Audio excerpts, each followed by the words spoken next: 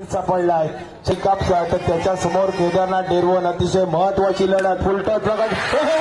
काय झेल पकडलाय सामन्यामध्ये ट्विस्ट आणि आता समीकरण बदलतंय चर्चा पाहायला मिळते निश्चितच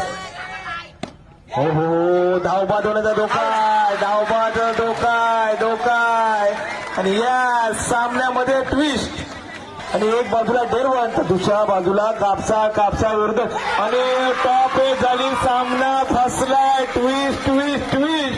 अगदी शेवटच्या क्षणापर्यंत मोठा फटका खेळावा लागेल काय घडणार काय बिघडणार अगदाबास एक चेंडू 3 धावा एक